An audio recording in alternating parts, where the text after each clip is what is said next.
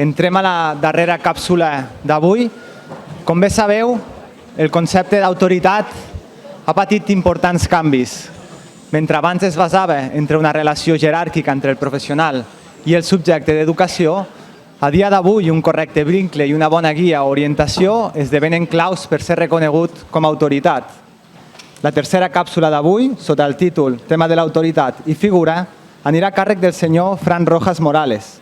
El senyor Fran Rojas és diplomat en Educació Social per la Universitat de les Palmes de Gran Canària, graduat superior en Estudis Internacionals i interculturals per la Universitat Autònoma de Barcelona i màster en Intervencions Socioeducatives per la Universitat de Barcelona. És l'autor del projecte de recerca Efectes de la mesura de llibertat vigilada en els menors protagonistes de violència filioparental. Senyor Fran Rojas, em plau donar-li la benvinguda. Gràcies per acceptar la invitació i endavant, quan vostè vulgui. Bien, buenos días. Buen día. Cuando me pidieron que participara en estas jornadas, lo cual me emocionó bastante y agradecí también, y ahora que estoy aquí todavía más, me dijeron, nos gustaría que hablara sobre la autoridad y la figura educativa. Y yo, que he trabajado con chavales muchos años, he trabajado básicamente temas de violencia filioparental y he trabajado en ámbito residencial y de tiempo libre y con chavales de justicia juvenil en medio abierto. Dije, ostras, a ver cómo planteamos este tema, porque esto puede ser un batiburrillo de cosas y estar aquí 2 horas, pero tiene solo 40 minutos. 30 para ser exactos, porque ya 30, 35, y ahí nos lanzaremos. Bien, en este ratillo que estaremos juntos os plantearé 3 temas. Primero, ¿qué es la autoridad? Segundo, ¿cómo funciona el cerebro adolescente? Porque básicamente trabajaré sobre la autoridad o hablaré sobre la autoridad con respecto a adolescentes con trastornos de conducta o con conductas disruptivas. Y tercero, ¿cómo actuar? Bien, entonces vamos allá con qué es la autoridad. Y les voy a pedir, ya que llevamos un rato sentados y sentadas, que se levanten un momento.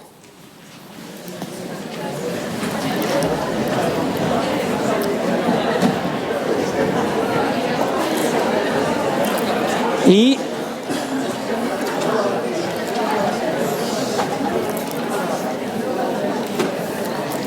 les voy a pedir que levanten la mano izquierda. Perfecto. Y ahora que se sienten, les voy a pedir. Ya está. Ya está, ya podemos bajarla. Hay algunos muy motivados que siguen con la mano en alto, ya la podemos bajar. Y aquí hago yo la pregunta, ¿por qué me habéis hecho caso?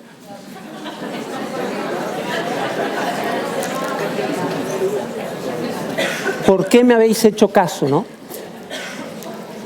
Básicamente la autoridad, que todavía no sabemos lo que es, iremos avanzando hacia ello, es algo que se construye. Y si es algo que se construye en el tiempo, con más sentido la pregunta, ¿por qué me habéis hecho caso? Y es porque se construye en nuestro proceso de socialización. Todas y todos hemos aprendido que cuando se viene a un auditorio a escuchar a una persona, normalmente la escuchamos, le hacemos caso, si nos dice que hagamos algo, lo hacemos. Eso lo hemos aprendido, alguien nos lo ha enseñado en nuestro proceso de socialización.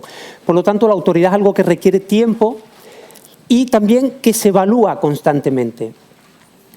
Porque yo ahora mismo tengo cierta autoridad aquí, pero si yo continuara diciendo, venga, y ahora nos sentamos, y ahora nos volvemos a levantar, y ahora la mano, empezaríais a dudar y diríais, esto lo va a hacer otro, tú te vas a reír, ¿no?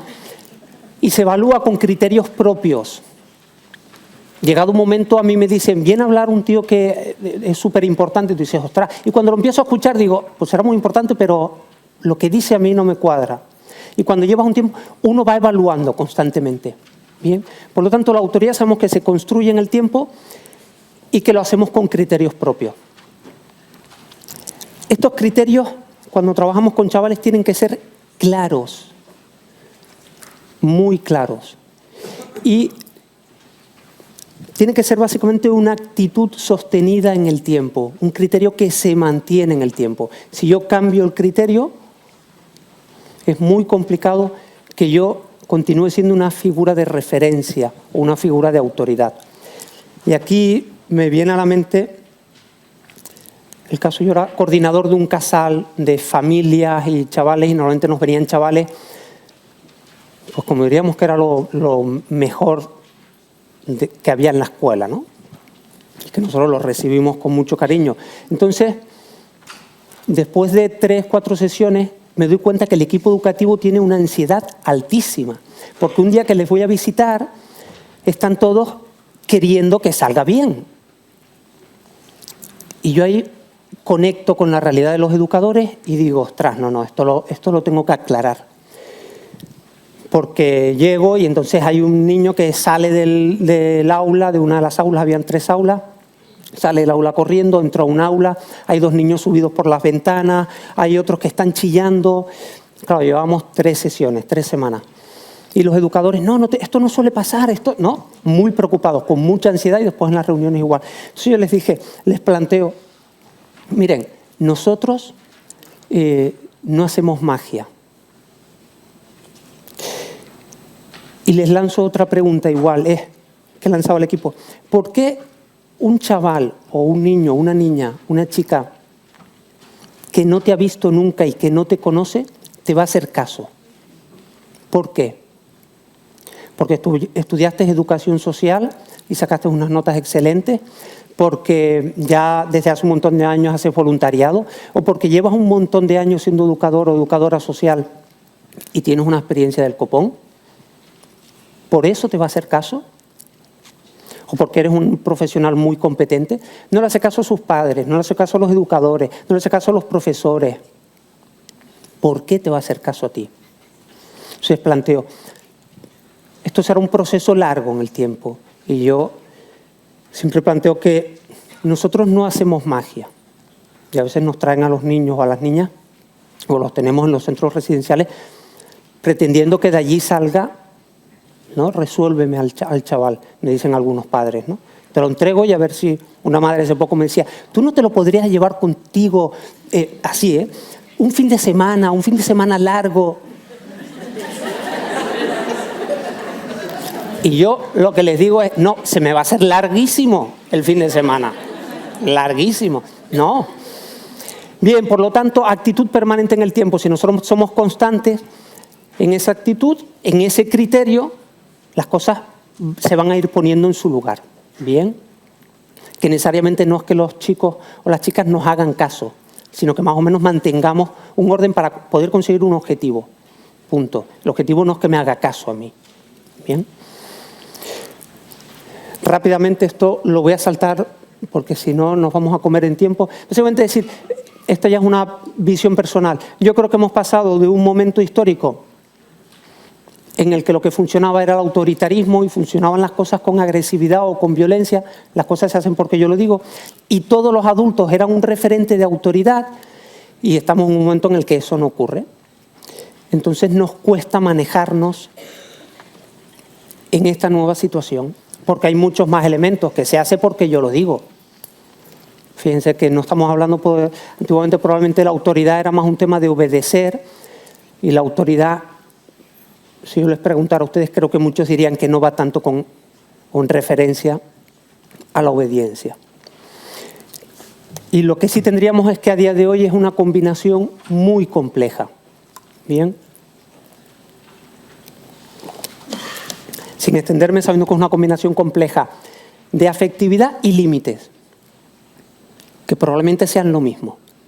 No hay límites sin afectividad, y la afectividad normalmente pone límites. Pero bueno, si lo pusiéramos ahí, tendríamos que el óptimo es una afectividad alta con unos límites altos, y tendríamos la autoridad, y el resto serían otros conceptos que en algún caso serían mejor o peor, pero no sería autoridad. Entonces estamos en este momento histórico que tendremos que hacer una combinación muy complicada. Y aquí para reflejarlo, el roto nos ayudaba a entenderlo gráficamente, ¿no? La niña está leyendo A, B, C, D, pero el profesor está diciendo obedece.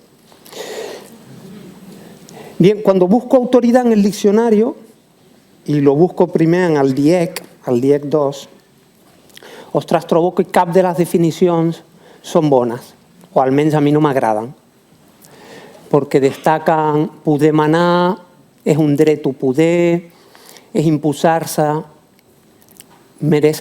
una persona que mereix aquesta autoritat, i jo trobo que no em sento còmode amb això. I continuo cercant el diccionari que és autoritat, i afortunadament en aquest cas el DRAE dona una definició una miqueta, que podria ser que s'ajusti una miqueta més, que es el prestigio o crédito, digamos, pero donde pone el foco es que tiene una persona por su calidad y su competencia en alguna materia. Si yo aquí dijera tonterías después de 40 minutos, pues nos reiríamos mucho, pero ustedes dirían,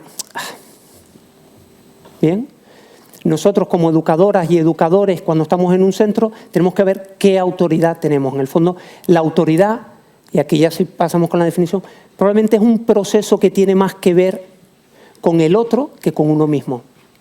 Es un proceso por el cual uno, como pone ahí, una persona se convierte en referente de otra persona.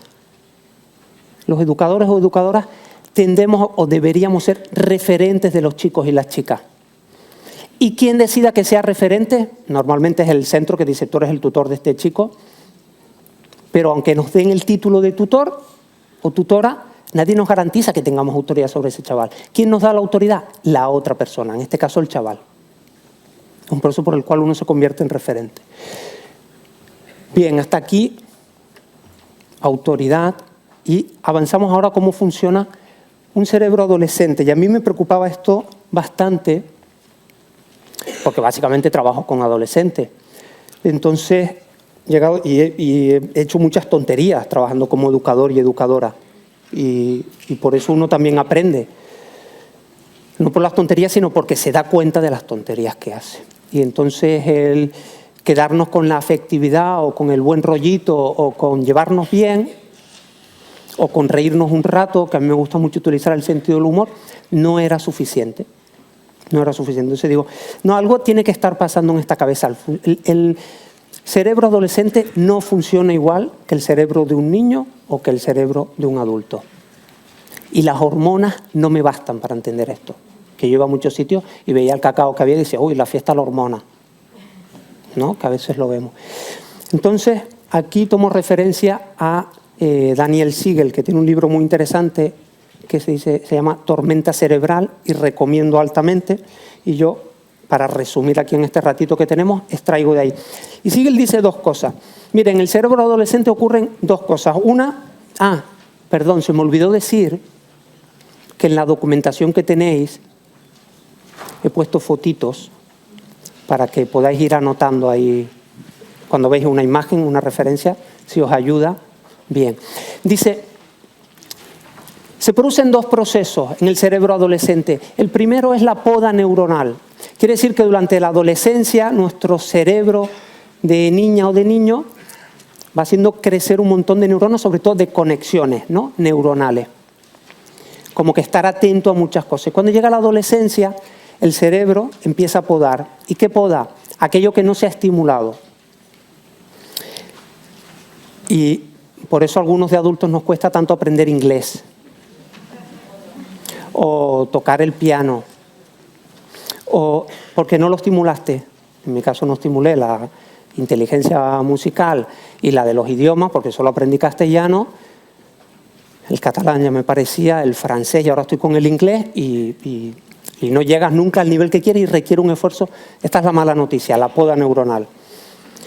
Entonces el cerebro adolescente está haciendo poda neuronal para después, en otro proceso paralelo, soltar una sustancia que se llama la mielina, que lo que hace es buscar integración en el cerebro, ¿vale? Por lo tanto, en la infancia tenemos una superproducción y en la adolescencia se eliminan algunas conexiones.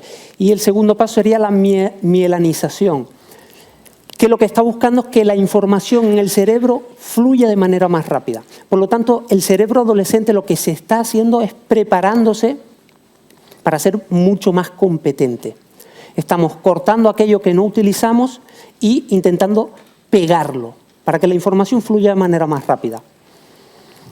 Y eso se le llama el proceso de integración. Y el proceso de integración, básicamente, en lo que nos ayuda o ayuda al cerebro adolescente es a tomar decisiones con un pensamiento más complejo, más amplio.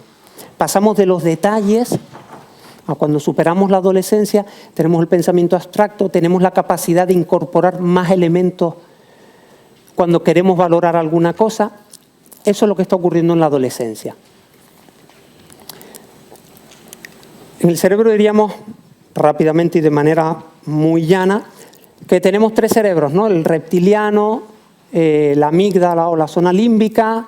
El reptiliano se encarga de las funciones más básicas, la amígdala se encarga de las emociones o la zona límbica, y el córtex o neocórtex o la corteza prefrontal.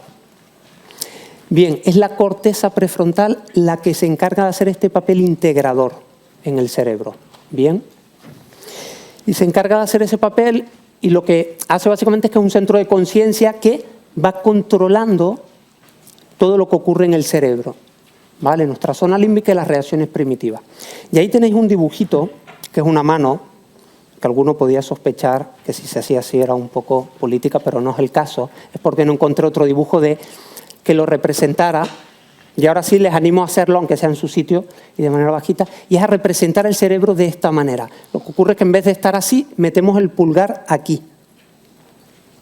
Bien, entonces, esto que tenemos aquí sería la corteza prefrontal. El pulgar y la palma de la mano es la zona límbica y la zona más reptiliana, por decir. Bien. Cuando nosotros levantamos la mano así, es que la corteza prefrontal está dejando de funcionar o está a otra cosa, no está monitorizando o controlando lo que ocurre aquí. Y por lo tanto estos salen, ¿ven? Y lo que hace, sale y hace lo que le da la gana. Esta es una imagen que a mí me parecía muy gráfica para entender lo que le ocurre a un chaval cuando se nos brota. Entonces cuando uno ve a un chaval que se brota, uno tiene que pensar, dice, esto se ha levantado y aquí sale la fiera y nos ataca. ¿Verdad? Y así es más agresivo, pues sale así y nos ataca con todo. Lo que ocurre en el fondo, y cuando yo descubrí esto dije, ostras, ahora cuando veo a un chaval o a una chavala, que sé que no me tiene que hacer caso, no me tiene que obedecer y a ver cómo me gano yo la autoridad, lo que yo estoy viendo... perdón, una cosa antes, una cuña publicitaria. ¿Cuándo es más vulnerable la corteza prefrontal? En los adultos. Cuando estamos más susceptibles, más irritables, cuando nos ponemos de malhumorantes, cuando no dormimos, cuando tenemos hambre, cuando estamos ante una situación que nos preocupa. Lo que ocurre ahí es que la corteza prefrontal está intentando gestionar eso y se levanta. Bien, en los adolescentes ocurre mucho más fácilmente que en los adultos, porque la corteza prefrontal se encarga de la poda y la mielinización. Entonces está a otra cosa durante largos momentos del día, está a otra cosa y es más fácil que salga. Entonces yo cuando veo a un chaval, ahora lo que veo normalmente es esto. Y cuando veo que un chaval se brota o me ataca o me insulta o me quiere agredir, lo que veo es esto. Digo, es un adolescente y su cerebro está en proceso de construcción. Y aquí hay otra imagen muy gráfica. A mí me gusta mucho jugar con las metáforas. Y dice, esto es como cuando hacemos reformas en la casa, ¿verdad? Queremos cambiar el baño, la cocina, el parquet, las instalaciones. Entonces, cuando hacemos las reformas en casa, normalmente reventamos todo. Hay que picar todos los azulejos, hay que picar el suelo, hay que picar las paredes, ¿verdad? Para conseguir algo mejor. Esto es lo que está haciendo el cerebro adolescente. Y esto es lo que les ocurre muchas veces a los chavales. La casa es su entorno más cercano. la familia, el CRAE, los educadores, y entonces nosotros sentimos que nos están atacando a nosotros. No, yo digo, llega un momento y digo, no, a mí no me atacan. Están picando la casa para dejarla mejor. Entonces hay momentos cuando tú estás en la reforma que no funciona la luz o que el agua se va por un momento, por un rato, pues eso ocurre ahí. Hay momentos que se pierde el control del córtex y es mucho más fácil que salga la parte más instintiva y la parte más emocional. Y explicado de otra manera, dice que gracias a escáneres cerebrales analizaban en adultos y en adolescentes y veían que el cerebro tiene dos maneras de procesar la información, o dos canales. Y uno es en el que la corteza hace un filtro, que es la carretera vieja, ¿vale? Y otro que es la autopista. Y los escáneres cerebrales demuestran que los adolescentes ponen poco filtro y casi todo les llega a la amígdala directamente. Por lo tanto, para ellos, muchas de las cosas que viven son muy emocionales, ¿vale? Y estos escáneres cerebrales demostraban también que cuando se ponía una imagen en principio neutra, no sé si la imagen es neutra, yo lo intentaba buscar y me parecía que esta era neutra, se veía que para los adultos se activaba la corteza cerebral, pero para los adolescentes se activaba la amígdala. Con lo cual, para los adolescentes incluso una imagen neutra, un choque por el pasillo con alguien que puede ser fortuito, tiene una carga emocional. Entonces, cuando yo estoy hablando tranquilamente o te miro de manera natural, para mí es te miro de manera natural. Pero el otro que tengo delante puede que no esté viendo eso y puede que no esté sintiendo eso. Cuando uno es capaz de entender estos procesos que ocurren, entonces se relaja un poco en la gestión de las crisis, por ejemplo, con los chavales, o cuando intentamos razonar con ellos, ¿no? Y nos atacan. Entonces, a mí me ayuda a pensar, una está en construcción, otra está picando la casa y no me está atacando a mí, que es la más importante. Y no lo está haciendo para reventarme el chiringuito, que es normalmente lo que pensamos también. Este tiene una actitud disruptiva, este me quiere desmontar.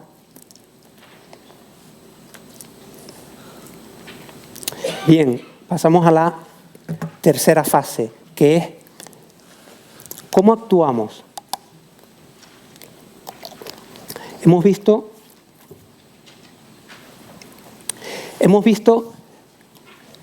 qué es la autoridad, que es un proceso que se construye y que el otro me otorga y me convierte en referente. Hemos visto el qué, hemos visto el quién, que son los chavales y cómo funcionan de una manera muy acotada y reducida. Hay muchos más elementos como es el contexto, la trayectoria vital, cómo funcionan los apegos en la adolescencia. Pero bueno, tenía que seleccionar algo para poner un poco una figura que nos ayudara o una referencia. Y el tercero es el cómo. Y aquí al igual después tendremos debate, porque esta es una propuesta. Yo lo que he hecho es analizar normalmente, por mi experiencia vital, cosas que he hecho yo y que creo que funcionan, cosas que han hecho muchos educadores que veo y que digo, esto funciona. Y después de mucha literatura también, ¿no? Sobre todo en temas de violencia filioparental o la experiencia en centros de justicia juvenil. En situaciones de crisis, 3 pasos o 3 maneras, y diríamos que son muy básicas. Contener, ofrecer salida y pocas palabras. Contener, y yo digo, la contención en los adolescentes es muy complicada. Yo muchas veces les digo a los padres, cuando tu hijo tenía 7 años y tú le decías que tenía que ir contigo a no sé dónde, si se ponía tonto, tú llega un momento, lo coges así, lo levantas y te lo llevas. Pero si un chaval de 15 años te dice que no va, no va. Físicamente no puedes hacer nada, al menos yo. Hay pocas herramientas que yo puedo usar físicamente. Entonces la contención, ahora expondré un caso, vamos a ver a cómo se limitan. El caso que veíamos aquí, ¿cuántas personas hacían falta para la contención? 2, y era una actuación que nos hemos reído mucho, pero digo, y a veces hasta 3 y 4. Y es una situación muy agresiva. Entonces, la contención vamos a ver cómo la realizamos, porque a veces es una contención de separación simplemente. ¿Vale? Esto por allí y esto por allí. Ya está. ¿Vale? Y normalmente lo que mejor funciona a partir de que los chavales ya tienen 13, 14, 15 años es ofrecer una salida. Está el córtex a lo suyo, pululando por ahí, con su segadora y otro inyectando no sé qué, y estos han salido de paseo a hacer de la suya. Entonces, no es el momento de hablar. Y yo ahí les digo, no entre los educadores, cuando trabajan en el equipo, digo, a mí me ayuda mucho cuando estoy viendo esto, lo monto en imágenes, a lo mejor porque en esto soy bastante visual, y veo un proceso en construcción. Y ahora digo, ¿y yo qué tengo que hacer aquí? Una es la separación, o te abro la puerta, sal, vete a correr, vete a caminar, o te aíslo del resto, te separo, ¿vale? Y la otra es, ahora llega la ley del silencio, y entonces me viene otra imagen que es de la película La vida es bella, ¿no? El padre le está enseñando al niño, le está intentando hacer ver que es un juego todo esto, ¿no? Un campo de concentración.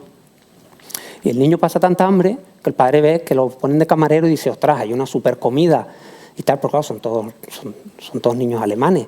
Y este no se me va a salir, o sea, me lo matan aquí. Entonces, ¿qué le dice al niño? Empezamos una prueba. Dice, y ahora llega la prueba del silencio. Ahora no se puede decir una palabra. Y entonces yo cuando veo a un chaval con un ataque de ira, yo digo, ahora llega la ley del silencio. Este no es el momento de hablar. ¿Vale? Ahora lo importante es eliminar los estímulos que están generando el ataque de ira. Tenemos que pararlo eso. Y lo mejor es ofrecer salida. Había unos padres que me decían, es que se pone a reventar todo tal. Les digo, abre la puerta, sale, que salga a correr. Y tú lo estás queriendo mantener en casa para que no salga y le sigues hablando. Ahora, no sé si desgraciadamente o afortunadamente tengo una vecina adolescente. Me compré el piso con mi mujer y nos vamos a vivir felizmente. Y la vecina adolescente, pues es muy adolescente. Está muy en construcción. No, ahora en serio. Es una niña que yo la escucho y digo, esta es una niña dañada. Esta es una niña dañada. Y como yo siempre planteo, trabajamos con un material muy frágil, muy frágil. Y entonces le dan unos ataques de ira, se brota de manera descomunal, exagerada, termina teniendo ataques de ansiedad, no puede, a la madre la trae hasta aquí, como dice la madre, entonces yo hablo con la madre, no sé qué, y yo escucho la niña gritando como loca y la madre detrás, ya te voy a decir, entonces eso a mí no me importa. Y la niña peta y terminan llamando a una ambulancia, tal. Y los días que no viene la ambulancia, porque la situación es grave, los días que no viene una ambulancia, después del ataque de ira, la niña empieza a llorar, desconsolada, hecha polvo. Entonces yo un día cogí a la madre y le dije, ven para acá, Vicky, así en la entrada al portal de casa, y le dije, llevo días para hablar contigo, pero te voy a explicar, digo, unos mínimos. Y la niña va a terapia y la madre está atendida y no sé qué. O sea, ya está, hay servicios activos, ¿no? Pero yo estoy ahí cada día. Y entonces le digo, por favor, tú tienes capacidad de parar, ¿a que sí? Cuando nosotros somos adultos y nos cabreamos, llega un momento y dice, bueno, ya está, ya me pasé. He echado 4 gritos y ya está. Un adolescente no. Un adolescente no puede echar 4 gritos y decir, ah, ya está, ya me paré. No. Entonces le digo, silencio. Abre la puerta, que salga. O sal tú. Quita el estímulo. Separación en ese momento. ¿Vale? Y ahora viene el paso más importante, porque esto es el ABC, el 1, 2, 3 que pone ahí, lo más básico. Ah, bueno, el caso del Bueno, ya les he explicado este caso, este lo dejaremos pasar, porque si no... Bueno, era un caso de contención. Un chaval en un piso de emancipación, que es la tercera vez que agrede a otro chaval, entonces yo estoy en esa tercera pelea, ya hemos hecho mucho trabajo con los dos, pero hay uno que agrede al otro, porque el agredido era más o menos como yo y el agresor así. Entonces llega un momento que se paro y el agresor, ya hemos hablado, ya hemos tenido unas cuantas tutorías, ha hecho un proceso y sabe que una nueva agresión le supone la expulsión del piso. Entonces yo, la contención, primero separo de buena manera, te llevas un golpe de uno, de otro, separas, no hay nadie más, eres el único educador que estás allí, ayuda de otro chaval y le dices, por favor, llévate al Hassan, que en este caso era el agredido, llévatelo, porque el Hassan está como loco también, abrimos la puerta que se vaya, yo me quedo con Siham. Y Siham está, entonces la contención en este caso, que era heavy porque, claro, te tengo que expulsar y la expulsión es inmediata. Ya no vamos a entrar aquí cómo era todo el proceso, pero el chaval ya lo sabe. Entonces yo me encierro en el cuarto con él y le digo, tienes que recoger tus cosas e irte. 2 horas en el cuarto. No me voy, no recojo las cosas, no me voy. Y yo en la puerta así, que digo, si este me quita aquí y abre la puerta. ¿Por qué no lo hace? Porque llevamos tiempo en el piso, llevamos 1 año, hay una actitud, entonces la autoridad la tengo ganada. Esto me pasa el primer mes con Siham y Siham me mete 2 patadas, revienta la puerta y va por el otro y le pega a los mozos. O sea, es que va así. Entonces uno también tiene que saber cuando hace determinadas cosas, ¿no? Por eso digo, la contención o la huida. Hay momentos en los que uno dice, no soy referente para este chaval. ¿Por qué me va a hacer caso a mí? Bueno, en este caso yo tenía claro que sí me iba a hacer caso. 10 minutos. Y le cierro la puerta ahí y el Siham al final, después de 2 horas, bueno, 1 hora y media, porque la otra media hora lo que ocurre es que se la pasa llorando, porque está hecho polvo por su ataque de ira. ¿Vale? Me avanzo porque si no... Y ahora viene el cuarto paso, que este es el más importante, que ahora le ofrecemos, cuando se ha pasado todo, ahora le ofrecemos un espacio de reflexión. Esto es fundamental. Entonces, ¿y cómo es este espacio de reflexión? ¿Es la típica chapa que hacemos? No funciona la típica chapa. Porque lo has hecho, porque tal. No sirve de nada. Así de veces que la ha hecho la chapa. No a la chapa, deberíamos tener un lema aquí. No a la chapa, los educadores y las educadoras. ¿Qué funciona? Vamos a ver qué le ocurre al otro. El principal atacado por el ataque de ira es el chaval. Entonces, primero, que explique su versión, cómo lo ha vivido. Porque una cara que era neutra para él era tan agresiva. ¿Cómo lo ha vivido? Con tus palabras. Explícamelo. Da igual si yo ya tengo la otra versión. Me da igual. Explícamelo tú. Tú eres el que está aquí, me interesa lo que tú tienes que contar. Segundo, le pregunto por las emociones e intento que le pongan nombre a las emociones que ha vivido. Y entonces la conversación puede durar 5 minutos o 2 horas, porque estás intentando ayudar al chaval a... ¿Y qué era eso? ¿Cómo se llamaba? ¿Qué fue lo que sentiste? Me daba una rabia, Fran, lo hubiera reventado. Entonces a veces tienes que calmar porque se vuelve... y más allá de bien o mal, que estas las tengo prohibidas en las tutorías, digo, bien o mal no me valen. Estas son las palabras prohibidas. ¿Cómo te has sentido? Busca emoción. Después exponemos nuestra valoración. Yo te entiendo y se te ha ido la cabeza. Entiendo por qué se te ha ido la cabeza. Pero yo estoy ahí para poner unos límites también. Entonces la última, mantengo las normas y las consecuencias. Y hablo de consecuencias, no hablo de castigos nunca. Si yo copio en un examen y el profesor me pilla, ¿qué ocurre? Me suspenden. ¿Ese suspenso es un castigo? Es una consecuencia. Ponían antes aquí, ¿no? Si te cargas la tele, yo no te voy a castigar, nos quedamos sin tele. Es que ya hay un propio límite, que encima funcionamos con muy pocos recursos. Pero ya no hay más, la consecuencia es nos quedamos sin tele. El problema en ese piso es que se quedaban sin tele 4. ¿No? Y después tienes que ver cómo gestionas eso, es complicado. Pero Aquí decían, si te he dicho que no a la Play, es que no a la Play. Pero es una consecuencia. Y aquí, para el tema de las emociones, un chaval que estaba atendiendo, porque agredía a los padres, ¿no? Y los padres estaban desesperados, y aparte consumía porro, y cuando te explican el caso, tú dices, a mí me veces que los padres me explican un caso, y los miro y les digo, con lo que usted me explica de este chaval, no sé, yo le prendía fuego ya, lo eliminábamos, ¿no? No, es mi hijo. Digo, pues cuéntame algo en positivo, porque lo tendrá, ¿no? Pero entiendo a veces el agobio de los padres de querer desahogarse, esto también lo entiendo, ¿no? Pero como choque.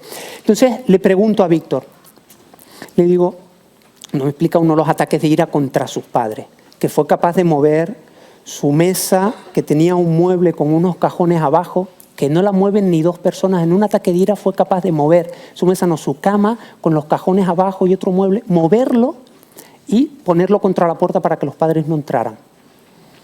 El padre y yo intentamos mover esa cama y no podíamos. Era muy complicado. Un ataque de ira. Entonces, cuando yo hablo con él en este espacio de reflexión, y vamos hablando, Víctor, aparte le dije, ¿te puedo nombrar dando tu nombre? Y me dice, sí. Le dije, es que has dado una definición que la voy a poner. O sea, digo, a partir de ahora vas a estar en las presentaciones que haga. Me dice, ¿sí, de verdad? Digo, sí, porque ha sido brillante. Y le digo, porque tú cómo te sientes, y él está definiendo un ataque de ira. Y al chaval le gustaba mucho el boxeo. Y dijo algo que yo dije, fantástico, yo no hubiera definido la ira así, pero él la define así. Y es muy bueno. Dice, yo siento que cuando me cabreo o me da un ataque de ira, cualquiera que entre por esa puerta, está en su cuarto, yo lo puedo machacar. Y cuando se me pasa, cualquier mierdecilla puede acabar conmigo. Yo, la anoté, dije, esta me lo voy a aprender, porque yo definiría la ira de otra manera. Y nosotros diríamos, se le fue la cabeza, estás loco, ¿cómo se te ocurre? Entonces explica que el ataque de ira, después de ese chorro de energía, te vienes abajo, te derrumbas, te da pena, te sientes mal porque quieres a tus padres, y eso lo dice en otra sesión. Yo agradezco a mis padres que me pongan límites. Se fumaba 8 porros al día. No me dejan fumar en casa, pero lo agradezco. En una sesión de reflexión, de calma, de poder hablar, ¿cómo te sientes tú? ¿Cómo lo has vivido? Explícamelo. Entonces llega un momento yo le digo, ostras, es que esto es heavy, ¿no? Y me dice, sí. Entonces la aplicación de la consecuencia es casi automática, porque el chaval incluso dice, no, yo sé que esto ha sido así y a mí me toca. ¿Vale? Y el nombrar las emociones a lo que ayuda es a la integración. O sea, cuando nosotros le decimos a los chavales, intenta poner nombre, cómo te has sentido, explícamelo con tus palabras, el cerebro lo que hace es y acelera el proceso de integración. Y ese es nuestro trabajo educativo, más que hablar de castigos, más que hablar de que la liaste, más. Cuéntame, ¿cómo te sentiste? ¿Qué hiciste? ¿Qué pasaba dentro de ti? Porque al final los chavales están en un océano sin referencias. Y esta es otra imagen gráfica. No hay horizonte. Entonces el límite ayuda a poner horizonte, a no sentirse perdido en el océano.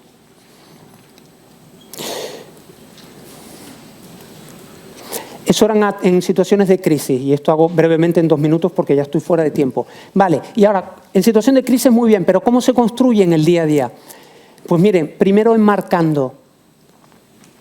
Las primeras sesiones siempre con los chavales, las primeras tutorías es aclarar bien dónde está el límite, cuáles son los límites, argumentarlos, ¿por qué estos límites? Darle pie a que él pregunte, a que se indague, aclarar las consecuencias y aclarar quién aplicará la consecuencia. Yo le decía a los chavales, si alguien te va a echar de este piso, soy yo. No haré nada para que me eche. Digo, bueno, ya veremos. Claro, yo no me puedo quitar la autoridad. No, la directora, no, la jefa, no. Es que, claro, te tengo que poner fuera porque no depende de mí. Vaciamiento de la autoridad. No, ¿yo? Porque tú y yo hemos hecho un pacto que está ahí. Y yo simplemente lo aplico. Es como el profesor que diría, ¿se imaginan que un profesor dijera, te tengo que suspender porque como el director se entere que has copiado? No. Profesor que nos hace eso, decimos, venga, profe, enróllese, que yo no se lo digo, tal. Y empiezas a camelar al profesor y al final el profesor dice, pues te pongo un cinquito, pero no se lo digas a nadie. Y entonces no se lo digas a nadie, ahora a día de hoy ya está en Snapchat y en Twitter y en no sé qué. Porque no puedes hacer ese tipo de alianzas con los chavales. Nuestra alianza se hace en un marco de referencia. Y después, esto ya voy muy rápido, cumplir con las consecuencias a la primera. Y esto requiere un trabajo personal. Y requiere la supervisión de los equipos, un supervisor externo, trabajarte. ¿Por qué no soy capaz de cumplir con lo que he dicho? Si es que está pactado, me da pena al chaval, ¿por qué? ¿Qué le ocurre? Trabajo propio, nuestro. Y a veces perdemos autoridad porque nos la quitamos nosotros. Porque nos dejamos convencer. Venga, lo que explicaba antes Vanessa perfectamente. Venga, te dejo la play para que me dejes tranquilo. No, es que el objetivo no es que yo esté tranquilo. Es que el objetivo es que tú crezcas con unos límites y unos referentes y hagas un buen proceso. Y yo me tengo que encargar de eso. Pero no me estás atacando a mí, no soy peor educador, no soy lo peor que te ha pasado en la vida, que es lo que nos dicen los chavales. Es lo peor que me ha pasado en la vida. Y yo digo, uy, pues no sabes lo que te queda por vivir, chaval. Porque yo soy fantástico y maravilloso y yo ya lo sé, que no es lo peor que le ha pasado en la vida. Y él también lo sabe, porque ya le han pasado cosas muy chungas. Y nosotros también lo sabemos. Y no debatir cuándo se va a aplicar el límite. Y aquí volvemos otra vez. Ahora no es el momento, es que yo no sabía, esto nos ocurre con los chavales, no me había quedado claro, por eso yo siempre digo, enmarco. Bien, primera tutoría, ¿te queda claro cuál es la consecuencia de este tal? Sí. Segunda tutoría, ¿cuáles eran las consecuencias de tal? Tercera tutoría, pum, pum, pum. Entonces, yo cuando voy a la aplicación de la norma digo, esto está clarito, esto está claro, no hay duda. Entonces ya ahí no debato, pero no podríamos buscar de otra manera, digo, ¿no? Yo lo que le digo a los chavales normalmente es, tú me has dejado sin posibilidades, sin herramientas, porque yo simplemente aplico. Tú me has desarmado a mí, yo no puedo hacerlo. Yo tengo que poner esta consecuencia. Ahora nos quedamos sin tele. Pero no podríamos conseguir dinero para otra tele. Digo, ¿tú crees esto? La fiesta de las pipas, o que el dinero llueve aquí. O... Es que la vida va así, yo te tengo que preparar para lo que hay ahí fuera. Iba a contar una experiencia password, pero fuera. Tal. Y después hemos hablado de los límites y ahora vamos a la parte afectiva. Porque si no, no somos referentes. ¿No? Si nos dedicamos simplemente a hacer de policía, que es lo que ellos entienden, entonces yo me tengo que preocupar por sus necesidades, qué es lo que les ocurre, qué hacen en su día a día, compartir espacios con ellos, ¿no? Hablar de cosas que a ellos les agradan. A mí no me interesan las motos, no me interesan, pero al chaval sí, vamos a hablar de motos. Es que si solo hablamos de mi agenda, pues ¿por qué te voy a hacer caso? ¿Por qué te vas a ganar la autoridad?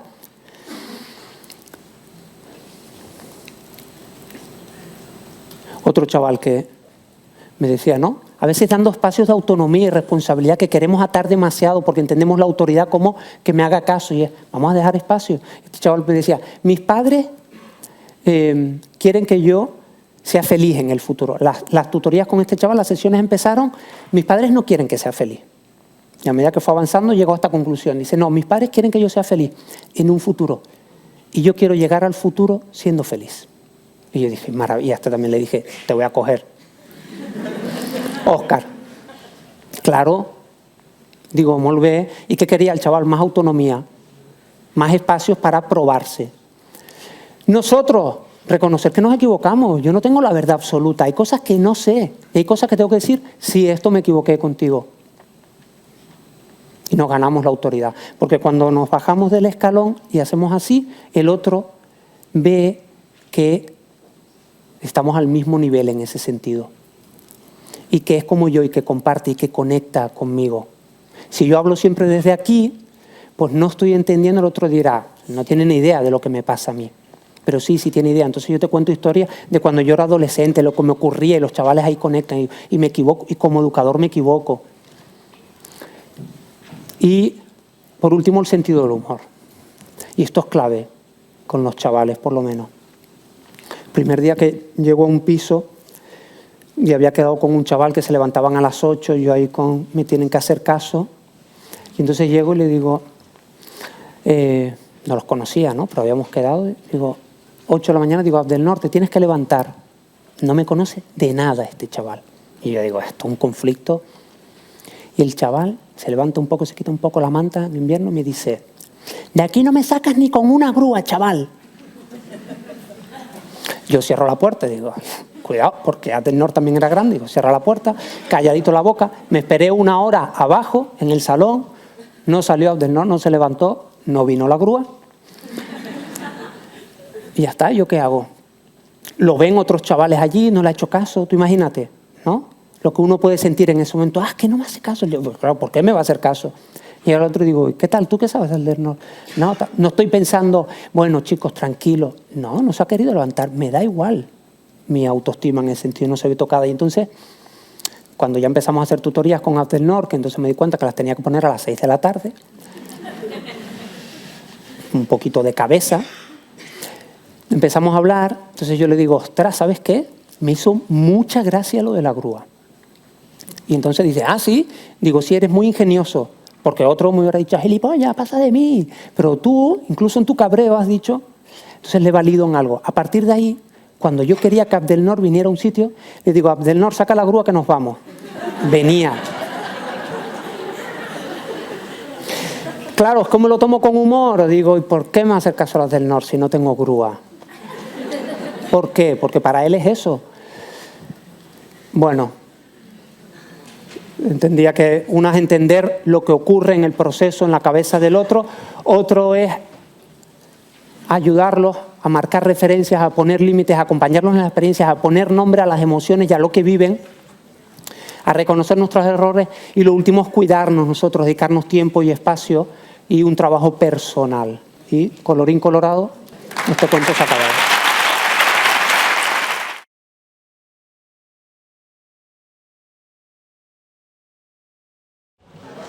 Bé, doncs passem al torn obert de preguntes. Les qüestions que s'hagin fet a través de Twitter ja les hem recollides. Les fem a través del micròfon. Us podeu dirigir al professional que vosaltres decidiu. Qui s'anima a fer la primera pregunta? No, doncs plantejo jo la primera pregunta que s'ha plantejat a través de Twitter.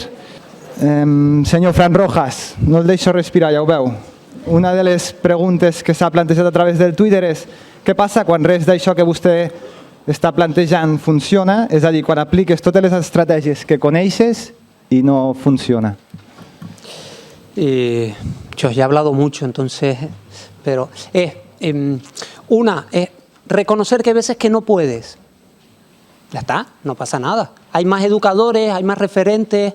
Uno no tiene que conectar con todos los chavales, ¿no? Reconocer. Bueno, el primer paso es buscar nuevas estrategias. No me rindo a la primera, busco, este chaval no funciona como el resto, yo tengo que adaptarme, es otra realidad, es un ser vivo que funciona de otra manera. No todos los chavales son iguales, están en construcción, pero cada uno en sus procesos. Y la otra es reconocer cuando uno no puede. Somos muchos educadores y educadoras sociales, hay muchos profesionales alrededor de los chavales. Ya está. ¿Alguna pregunta a través del micrófono? No, plantejo una altra pregunta a través del Twitter. Senyor Enric Lletjós, quina és la diferència entre la supervisió d'equips que vostè planteja i la supervisió de casos, que és la més comú entre els diferents equips?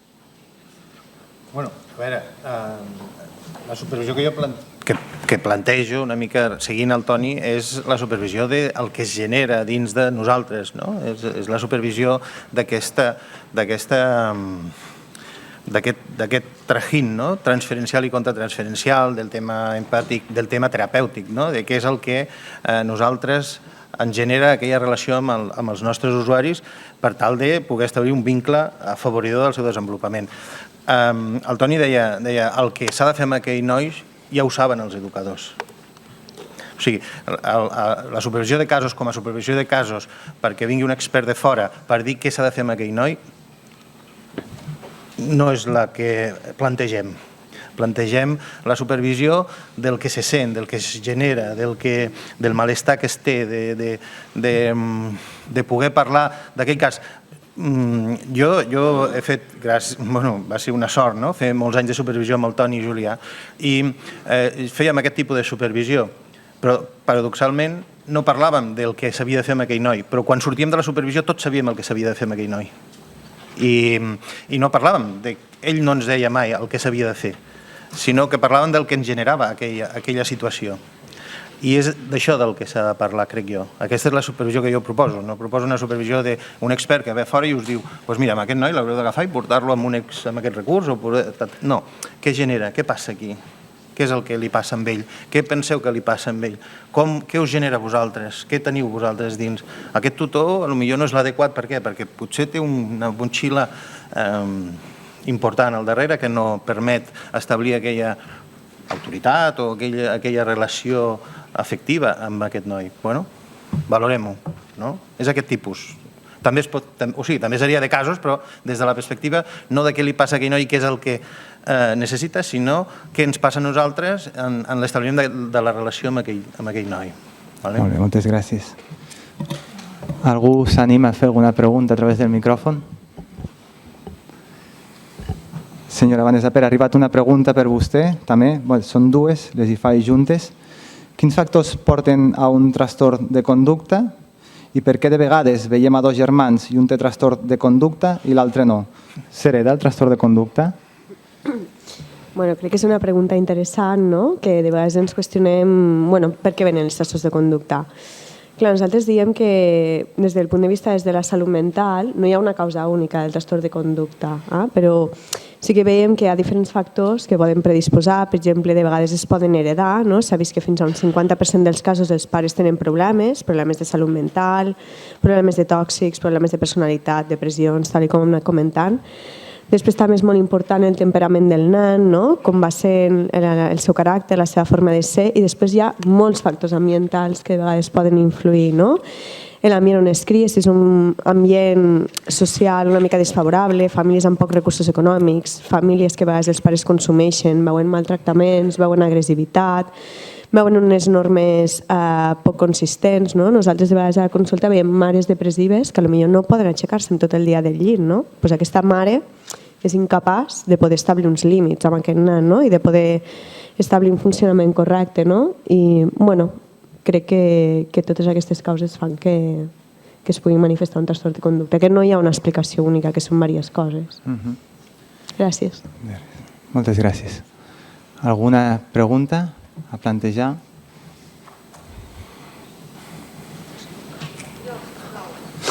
Doncs us demanaria, sisplau, que diguis el teu nom i el lloc on treballes abans de fer-la. Gràcies.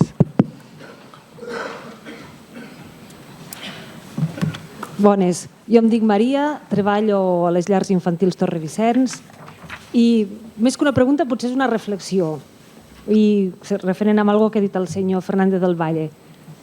Es parla, la nova llei, sempre es parla que els nens de 0 a 6 anys no han d'estar en un centre. Jo estic al 100% d'acord que això ha de ser així i penso que ha de ser així. Jo no sé com es treballa amb les altres comunitats, però almenys aquí jo penso que tots, l'administració, nosaltres, potser ens falta ficar-nos les piles, llançar-nos a la piscina, no sé, ens falta alguna cosa perquè els nens no hagin de venir a un centre, però també que garantim que el que es faci on estiguin sigui el correcte per a aquests nens. Des de la meva visió purament terrenal, com a educadora, veig que arriben ara actualment als centres molts nens més grans, molt danyats.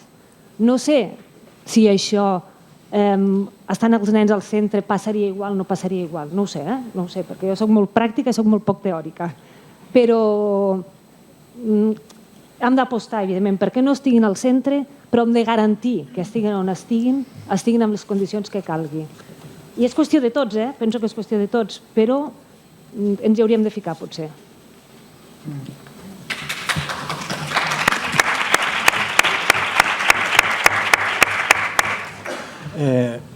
Eso ya es una reflexión muy amplia, ¿no? Y que daría para mucho tiempo. Pero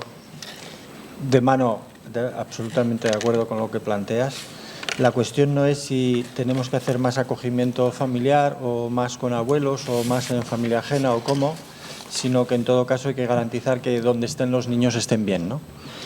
Y eso produce muchas puertas de entrada a la discusión. Pero yo diría, básicamente me he dedicado también los últimos 10 años a trabajar bastante en acogimiento familiar.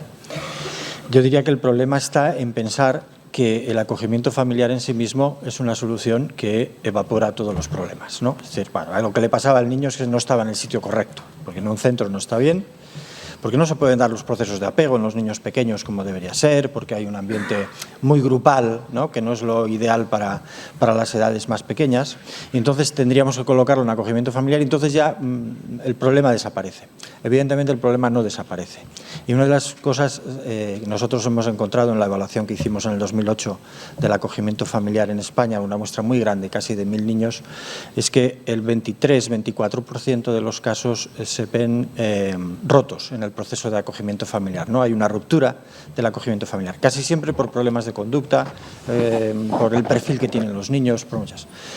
Bueno, es mucha cifra. Es verdad que en otros países no baja tampoco mucho de ahí. El acogimiento familiar es difícil. Conseguir que en el medio plazo encajen los niños en familias que no son suyas es un problema. Pero lo que hemos evaluado nosotros es que faltaban muchos apoyos a las familias acogedoras cuando se van produciendo los problemas, ¿no? Y no es comparable lo que ocurre en el acogimiento residencial, que yo esta mañana comentaba que tenemos mucho aguante, que estamos acostumbrados a trabajar con mucha problemática y no tenemos el umbral de tolerancia de la disrupción, lo tenemos muy alto. Las familias acogedoras no lo tienen así. Y hay un punto que es muy preocupante y efectivamente si queremos traspasar los niños por debajo de los 6 años al acogimiento familiar, que tampoco es un reto de unas dimensiones tremendas, es un porcentaje muy pequeño de los que tenemos. Hay que dar, como tú bien decías, hay que tirarse a la piscina de cabeza ya de una vez. Yo hubiera agradecido que la ley prohibiera taxativamente que un niño ingresara con menos de 6 años en acogimiento residencial. Y muchas administraciones se tirarían de los pelos diciendo ¿qué vamos a hacer? Yo tampoco lo sé, pero seguro que hacías algo. Porque cuando nos llegaron 5.000 menores extranjeros no acompañados, si a alguien se lo hubieran contado, ¿no? El año que viene vais a recibir, pues imaginaros en Cataluña, van a entrar 500 menores extranjeros, cuyo idioma desconocéis, su cultura también, y vais a tener que empezar a hacer el ramadán en los centros. Y hubiéramos dicho, eso es imposible, eso no se puede hacer, hay que buscar otra solución. No, vinieron, nos los pusieron en la puerta y empezamos a abrir centros, a contratar traductores primero, que hoy día ya son educadores muchos de ellos, y bueno, fuimos vadeando el problema. Miles de menores extranjeros no acompañados. Cuando se hizo la reforma de la ley penal, ¿no? Y se dijo, no, es que va a haber también mayores de 18 años en los centros penales, porque ahí hay un periodo de edad, etcétera, etcétera. Imposible, ¿cómo vas a...?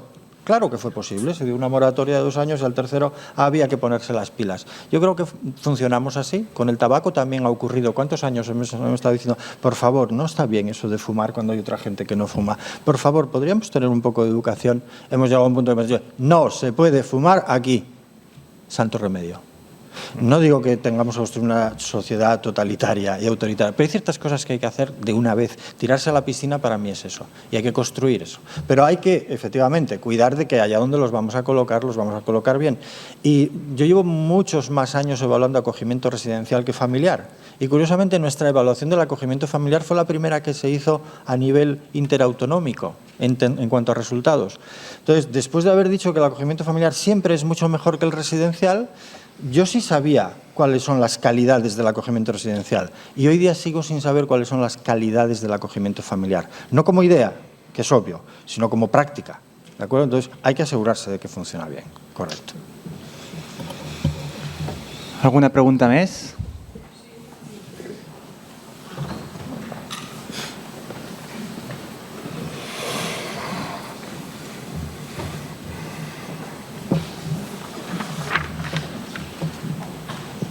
Vale.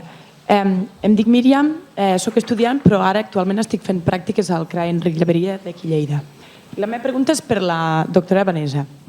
Jo sempre li dono molts toms amb això del tractament farmacològic, que hi puc estar menys d'acord que més, però suposo que això no ve al cas. I has nombrat que això de Rubifen i tots aquests que jo no domino, i suposo que parlo també perquè no estic encara al mundillo, serveixen per reduir l'agressivitat i la impulsivitat, però entenc que això és momentàniament el que és el més físic, no? Per a que no pegui, no sé què, no sé quantos. La meva pregunta és, i llavors què en fem? O dels efectes secundaris o quan desapareix l'efecte de la medicació i després hi tornem a ser? O sigui, entenc que és una mica com ho tapem, no? No ho sé, Bueno, és una molt bona pregunta, vale, no t'explico. A veure, el que comentava concretament és que, bueno, penso que amb els trastorns de conducta el tractament farmacològic sí que és poc efectiu, no? Però sí que hi ha algun tractament que funciona. Per exemple, el cas del Risperdal funciona bastant bé, és un fàrmac que dura 24 hores amb sang, amb la qual pots estar cobert tot el dia, no? Vull dir, no tens aquest període de baixar de medicació on el nen torna a sortir, d'acord? Els tractaments sí que són eficaços pel TDAH i els nens milloren moltíssim, que ja estaríem parlant d'un Rubifen, d'un Concerta, d'acord? I sí que tenen diferents temps de durada, és a dir, el Rubifen dura 4 hores, el Concerta dura 12, i aleshores sí que podem veure, vosaltres de vegades al CRA ens ho dieu, no? És que està molt tranquil quan arriba del col·le, fa deures i jo no sé què passa, que a les 7 de la tarda és com si fos un altre nen, no? Comença a estar agressiu, comença a estar desobedient. Clar, aleshores l'efecte terapèutic de la medicació està baixant, ¿vale? Claro, penseu que nosaltres... no? Sí. Penseu que nosaltres, quan fiquem una medicació, és que pensem que realment la intensitat dels símptomes està molt ben indicat, no? Vull dir que realment és un tractament que t'està ajudant, no? I en quant a la duració del tractament, jo soc del perfil que a mi m'agrada fer descansos farmacològics de la medicació sempre que el pacient ho permeti. Què vol dir això? O sigui, quan la intensitat dels símptomes és molt alta, ell es pot fer mal, està en un episodi agut de la malaltia, no es pot fer. Però sí que és veritat que quan hi ha un període d'estabilització, el pacient fa temps que està estable i tal, jo sempre intento buscar la mínima dosis efectiva. Per què? Perquè són nens. D'acord? I els efectes secundaris també és qüestió del psiquiatre regular-ho, és a dir, hem d'intentar que els nostres nens estiguin amb els menys efectes secundaris possibles. Els fàrmacs en psiquiatria avui en dia estan molt ben millorats i normalment hi ha molts pocs efectes secundaris. Tenim la mentalitat del pacient psiquiàtric d'abans, que està bé adormit, que està bé bavejant, que se li notava molt. Molts dels nostres nens ara porten medicació i si ells no ho diuen, perquè de vegades ells ho diuen, ni us nota, no? Vull dir, un no podria distingir de qui porta medicació i de qui no. Llavors, sí que és veritat que el tractament farmacològic és molt complex, però de veritat que penseu que els psiquiatres infantojuvenils els instaurem quan creiem que cal, no? I que intentem instaurar el menys possible, menys efectes secundaris, perquè som conscients que són nens. Vale, gràcies. No sé si t'he contestat una mica la pregunta, sí? Vale. Alguna pregunta més?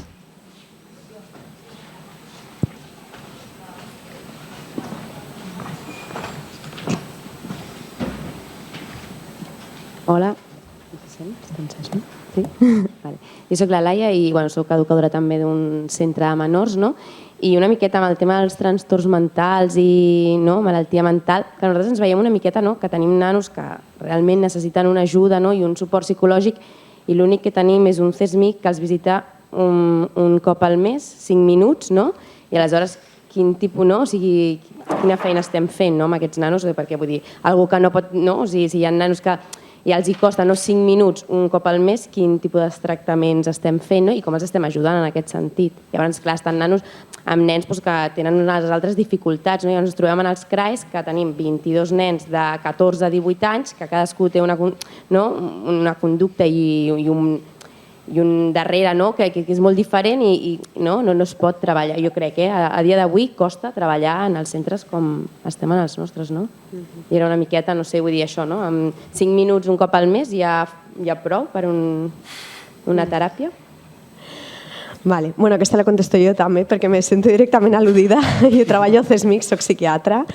I, a veure, i una mica la idea que sempre intento transmetre-us quan veniu a les consultes és que jo crec que als nens s'ha de treballar una mica per pla terapèutic, és a dir, cada nen que ve a CESMIC té un pla terapèutic, no? Llavors és el professional que el porta, sigui psicòleg, psiquiatre, infermer o el que sigui, el que dissenya aquest pla, no?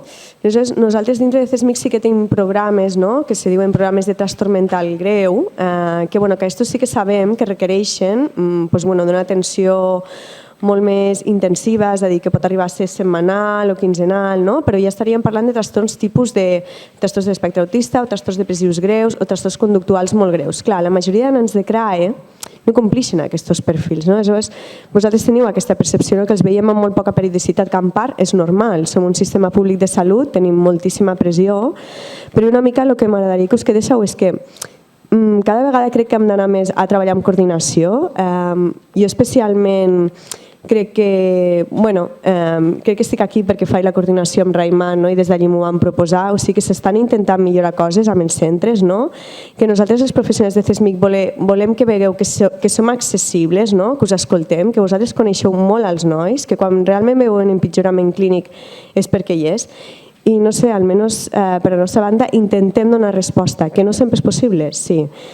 Quan parlem de teràpies més estructurades, si és suficient una vegada al mes 5 minuts, clar, és que depèn de la patologia del nan. Penso que generalitzar també és complicat, no? Però, 5 minuts tampoc els atenem, estem una estoneta més. Però, no sé si t'he contestat una mica a la pregunta. Intentem millorar i fer el millor possible. Sabem que de vegades no és el tot satisfactori que hauria de ser, no? Però sí que intentem donar l'atenció i sobretot els pacients que són greus jo crec que sí que intentem respondre, ho intentem. Gràcies. Alguna altra pregunta? Doncs ens ha arribat una pregunta pel Twitter i és l'última que realitzarem amb aquest torn obert de preguntes. És pel senyor Fran Rojas, que nos dice: ¿cómo se afronta la autoridad cuando no todos los referentes de un equipo ponen límites de la misma manera? Podríamos cerrar aquí la jornada, gracias. Ostras, es que este es un elefante dentro de la sala y es que es muy complicado, ¿no? Yo cuando planteo digo, mira, cuanto más complicado es el tema, siempre digo, en una actitud positiva, más nos tenemos que meter. Porque si es muy complicado y entonces como es muy complicado lo dejamos, pues por eso voy a poder responder, porque digo, es complicado, pero vamos allá. Yo planteo, mira, es mejor criterios menos buenos, pero compartidos, que un criterio aquí y otro aquí. Entonces, a nosotros, si quieres hacer un trabajo de calidad, nos gustaría estar aquí, pero los chavales, cuando estás en un CRAE, cuando estás en un piso, cuando estás en un centro, somos muchos profesionales pasando por el chaval. Entonces, cada uno tiene un estilo de comunicar, un estilo de liderar, una manera, unas creencias propias. Hay gente que está más trabajada, hay gente que llegó allí porque ama el mundo y quiere arreglar a los niños. Yo qué sé, y has estudiado educación social también, pero no te enteras de... No, es que... Y esto es con lo que trabajamos. Entonces, cuando uno se encuentra esta realidad, dice, pues mira, vamos a bajar las expectativas con respecto a que todo el mundo llegue aquí. Si no llega aquí, entonces vamos detrás de los educadores. No, porque es imposible. Yo creo que no funcionamos. Vamos a bajar un poco la expectativa y al que está en este nivel le vamos a plantear que vaya mejorando un poco. Porque probablemente el profesional, y esto ya es muy personal, el profesional que no es capaz de poner límites, que se deja ir, que muestra una actitud pasiva, una de dos, o es que no le interesa esta profesión, que puede ser porque cuando te interesa esto, o sea, cuando tú eliges, no sé, el que acaba segundo de bachillerato o COU en su momento, o yo que llegué por integración social, y miras las carreras y eliges educación social, hay una cosa que debería poner al lado, que es, a ti te gusta gestionar el conflicto. Sí, para adentro, estudia 4 años y ahora sigue preparándote para el resto de la vida. No, pues no te metas. Vete a hacer otra cosa, porque esto es estar constantemente gestionando el conflicto, porque el conflicto es lo que hace crecer a los chavales. Dice, en la teoría del trabajo en equipo, dice, un equipo llega a la fase 4, que es la de mejor trabajo, cuando ha conflictuado mucho. La fase 1 es de formación, la fase 2 es la tempestuosa, esto siguiendo a Tuckman, ¿no? La fase 3 ya es la normativa, dice, y hay pocos equipos que llegan a la fase 4, se quedan en la fase 3, que es la normativa y es funcional. Y la fase 4 es el equipo súper autónomo, va uno, tal. Para llegar a la fase 4 tiene que haber habido muchos conflictos, mucho diálogo, mucho. Y con los chavales, tú cuando ves un chaval, yo le decía a los chavales, nos vamos a pelear mucho, cuando los conozco, cuando enmarco. Si no, Fran, no, normalmente chavales marroquíes. No, pelea no. Digo, no, pelea no. Me estás contando tú a mí, pelea no. Claro. Digo, porque si no, no crece. Porque si yo no estoy dispuesto a poner el límite, a decirte cómo son las cosas, a cabrearme contigo, a que me da igual si ahora haces no sé qué, a que si tienes un brote y me mantengo, pues no vas a crecer. ¿No? Esto lo sabemos. Entonces, al final, cuando tienes profesionales que no llegan a esos mínimos, tú dices, una, o no le interesa esto, o dos, no tiene un trabajo personal hecho porque se siente atacado, entonces quiere ser aceptado. Yo quiero ser aceptado en general por la sociedad y que se valore mi trabajo, ¿no?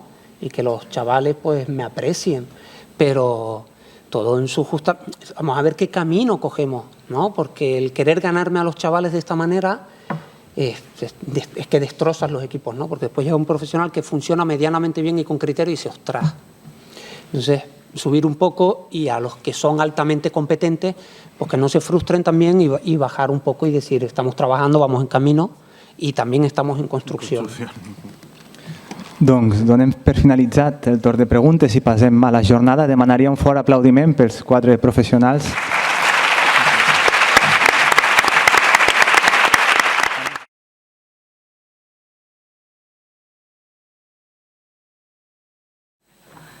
Abans de la cloenda a la jornada d'avui, finalitzo la meva funció com a dinamitzador de la jornada agraint a tots aquells que han fet possible el gaudir d'una jornada com avui.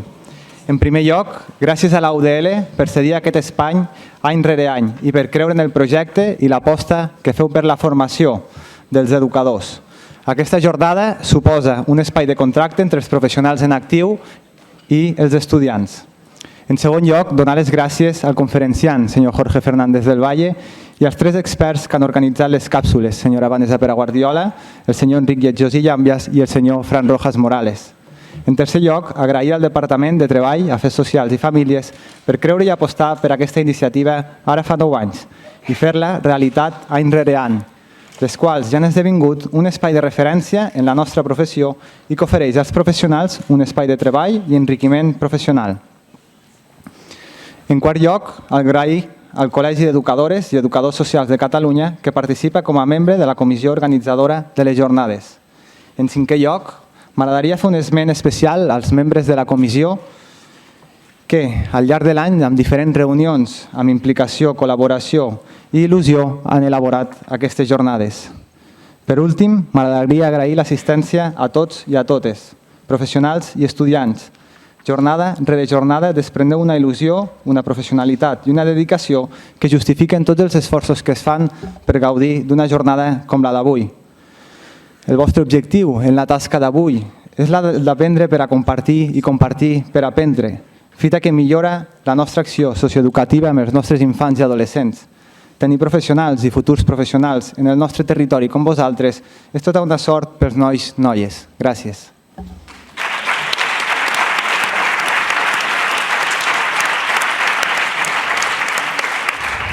La cloenda a la jornada d'avui serà a càrrec de la senyora Dolors Camí Soler, cap del Servei d'Atenció a la Infància i l'Adolescència de Lleida, i de la senyora Ariadna Gomà i Bergadà, responsable d'Atenció Col·legial del Col·legi d'Educadores i Educadors Socials de Catalunya i Lleida.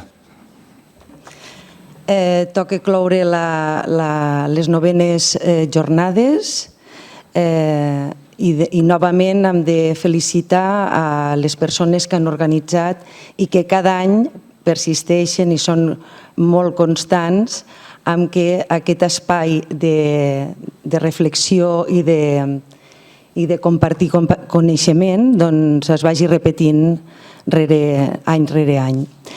El tema d'avui era molt complex i a mi m'ha generat moltes expectatives. Us he de dir que m'ha agradat moltíssim poder assistir finalment perquè va haver un moment que no sabíem si podria assistir a tota la jornada.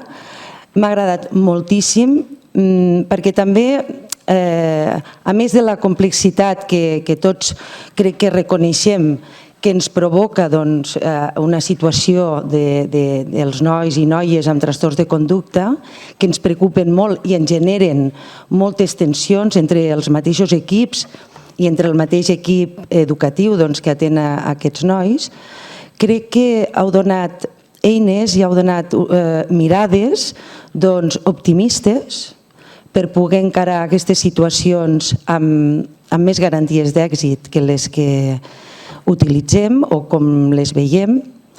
I jo estic optimista perquè penso que encara hi ha molta feina a fer, que podem aprendre molt i sobretot també vull deixar constància que això és una percepció que tinc jo treballant colze a colze amb els equips educatius del Servei de Lleida. Jo crec que hi ha hagut una evolució molt important en quan hem afrontat la situació d'un noi amb trastorn de conducta. Abans la percepció era de passar la patata d'un equip a un altre, la patata calenta, i sisplau, treu-me aquest personatge que m'està destrossant absolutament la convivència al centre. I ja fa uns anys que hem detectat un canvi molt important, que és el fet que ara parlem amb els nens, és a dir, els equips educatius parlen amb els nens i els expliquen que necessiten una altra cosa, que ells fins aquí els han pogut ajudar fins aquí, que si han d'anar a un centre terapèutic per un temps esperen que en aquell centre terapèutic els puguin ajudar més que ells i que tenen les portes obertes per poder tornar quan estigui en condicions de poder conviure amb la resta de companys. Per mi aquesta revelació de veritat va ser un pas que em va fer pensar molt, perquè vaig pensar que havíem canviat de paradigma. És a dir, l'expulsió inicialment que tots vivíem, o sigui, el propi noi, que l'expulsàvem de casa també i que nosaltres tampoc el podíem ajudar, ara és al contrari. Ara intentem buscar recursos que puguin millorar la situació d'aquest noi perquè quan torni puguem continuar amb aquesta ajuda. Jo això ho he après dels educadors i educadores que treballen a Lleida. Estic jo molt satisfeta i sempre molt agraïda per tota la seva aportació i només us vull reiterar les gràcies i perdoneu, però com que l'any passat ho vaig fer, aquest any també ho hauré de fer, agrair a tots els ponents per la seva participació, també al mestre de cerimònies perquè ho has fet estupendament bé, i la comissió organitzadora enguany ha estat formada per la Ramona Ribes de la UDL, la Susana Benavarre del Pis Assistit Noguerola, la Marta Jordana del CRAE Casa Don Bosco, la Sílvia Mas del CRAE Llars Infantils Torrevicenç, la Mireia Teixidor del CRAE Llars Infantils Actua, la Begoña Macarulla del CRAE Llar Vilanova, l'Elisabet Pérez del Centre d'Acollida Raimat, l'Ivan Pestanya del CRAE Les Garrigues, a Lluís Civera del CRAE Enric Llaveria, la Bea Aguado del Centre Llar Madre Esperança i, com no, una felicitació també especial a la Regina Cairol i a la Montse Baró per la seva gran ajuda perquè tot això tiri endavant cada any. Moltes gràcies.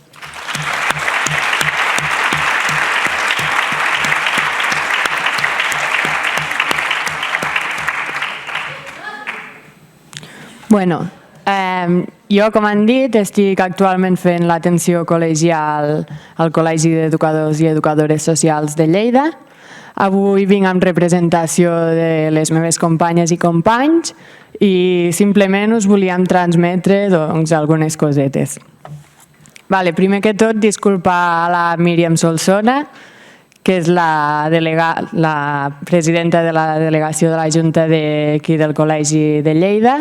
No ha pogut assistir a aquest acte per motius d'incompatibilitats laborals.